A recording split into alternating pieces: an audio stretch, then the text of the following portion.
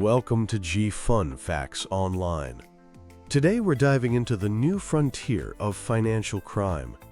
Cryptocurrency has revolutionized finance with its speed and global reach.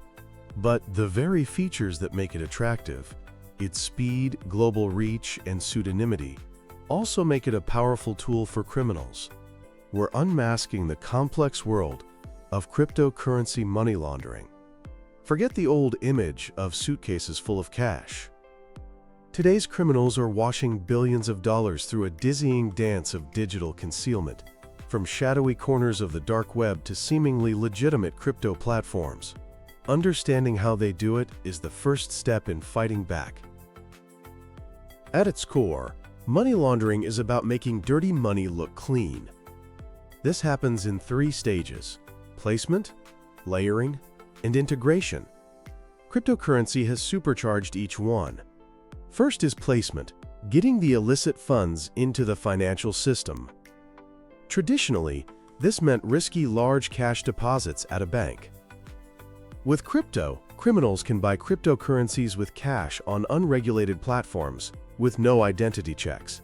They can use stolen identities to create mule accounts on legitimate exchanges. Or they might convert cash into stablecoins like USDT, which are pegged to a currency like the US dollar and can be zipped across the globe instantly. The key advantage here is bypassing the traditional banking system and its alarm bells. The next stage, layering, is where the true deception begins. The goal is to create a tangled web of transactions so complex that tracing the money back to its source becomes nearly impossible. This is where crypto's unique features shine for criminals.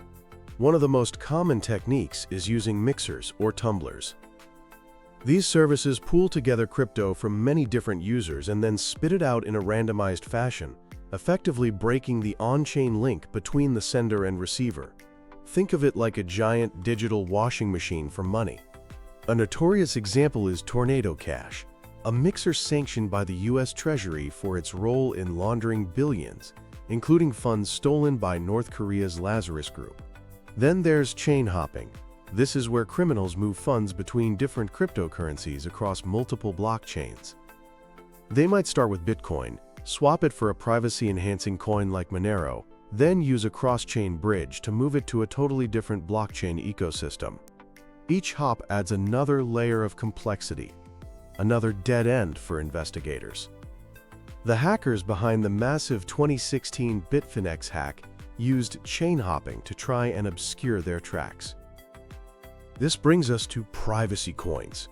Cryptocurrencies like Monero, Zcash, and Dash are built from the ground up for anonymity. Monero, for example, uses clever cryptography called ring signatures and stealth addresses to hide the sender, receiver, and transaction amount by default. Zcash offers shielded transactions that use zero-knowledge proofs to validate a transaction without revealing any of its details. While they have legitimate uses for people who value financial privacy, they are a money launderer's dream. Another sophisticated method is the peel chain. Imagine a criminal has a large stash of stolen Bitcoin in one wallet. They'll move the entire amount to a new wallet, but peel off a small fraction and send it to an exchange to be cashed out.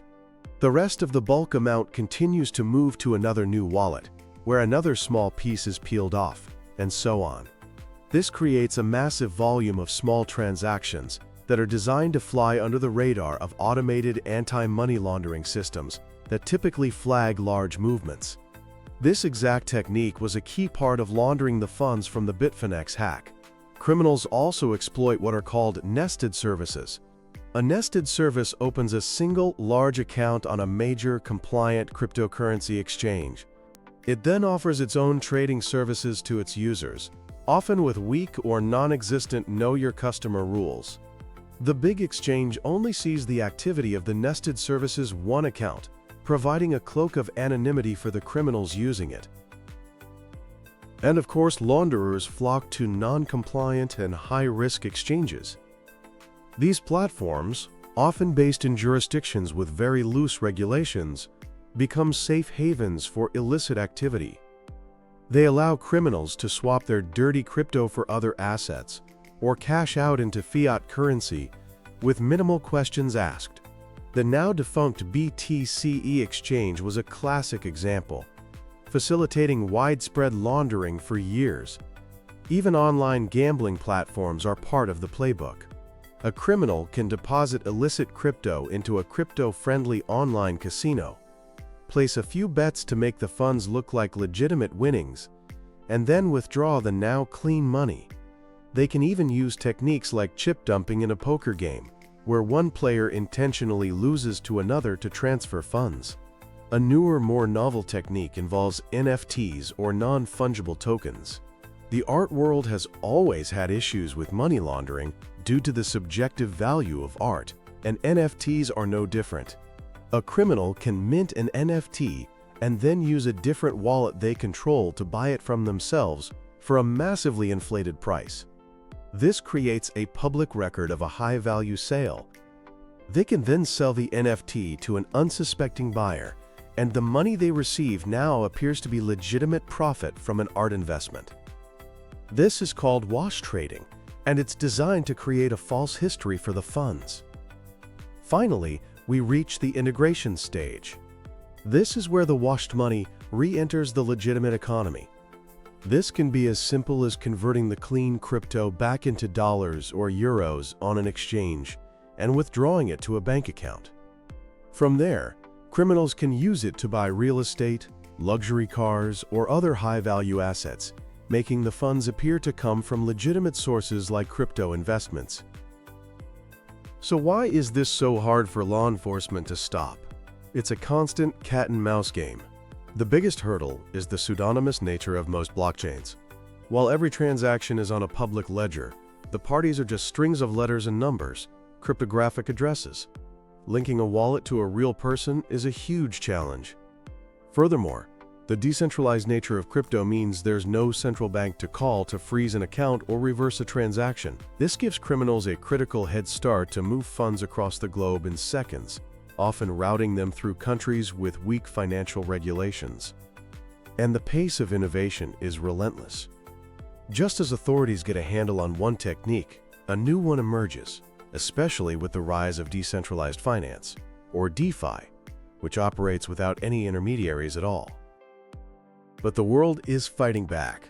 The Financial Action Task Force, or FATF, the global money laundering watchdog, has established the travel rule. This requires crypto service providers, like exchanges, to collect and share sender and receiver information for transactions over a certain amount, just like banks do. The goal is to eliminate the anonymity that criminals rely on. Countries are also stepping up. The US requires exchanges to register as money services businesses and run robust anti-money laundering programs. The EU has its own comprehensive frameworks, like MiCA and the 5th Anti-Money Laundering Directive. The fight isn't just about regulation, it's also about technology.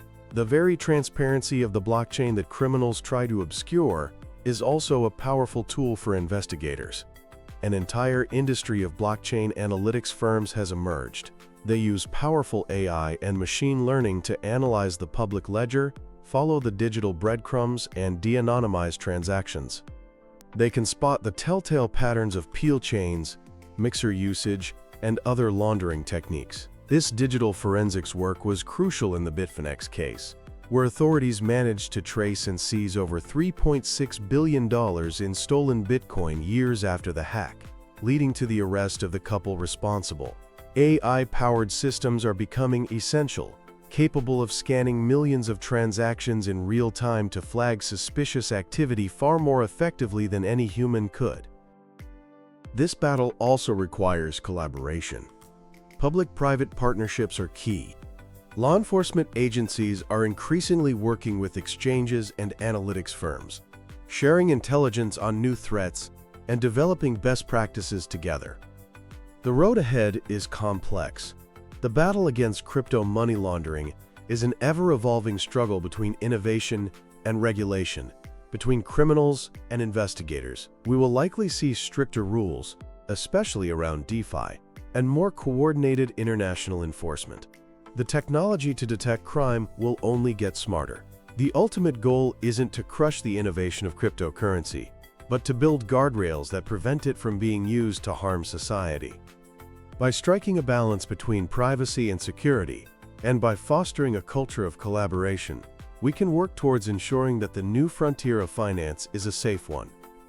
The challenge is immense, but the global effort to combat it is growing stronger every day.